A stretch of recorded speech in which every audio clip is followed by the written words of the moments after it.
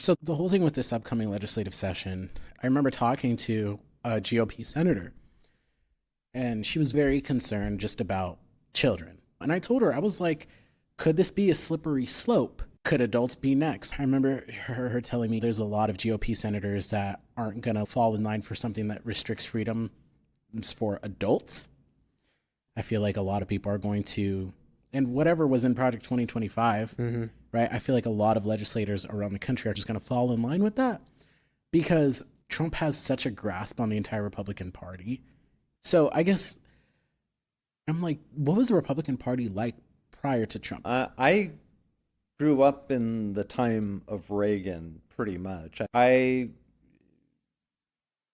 JFK was president when I was born, and so we had Johnson and then Nixon.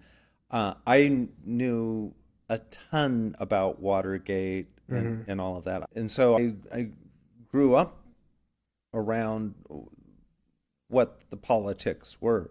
And it wasn't as vicious and it was not as personal as it is today. It was like there was an ability to compromise. People were working towards the same goals for the most part. The country was a big tent. And, there were. And yes, there was strife and there was, I mean, look, I grew up and saw the 68 Democratic Convention and what happened there. I saw Robert Kennedy being assassinated.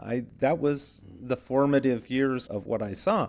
So it's not to say it was all good, and there were bombings, there were things that was pretty violent, that we don't see today, but we were still much more united, and we were not as so fixated on winning as opposed to doing the right thing. And that's just so wrong. We can't have that discussion because it's either you're all trans or you're no trans. And people don't want to have those discussions because that requires work. And that requires people to actually have conversations about real life things that might make them uncomfortable. I cannot imagine Kathleen Kauth wanting to sit down and have a conversation about what's the appropriate use of puberty blockers or something, because she is, in her mind, has got it so set that it's damaging and destructive that there's no possible benefit for somebody, when in fact there are tremendous benefits for people. But she doesn't want to see that.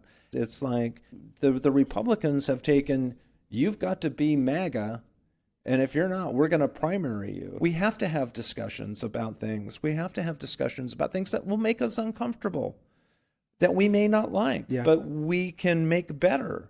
Yes, I am scared what's going to happen this coming year.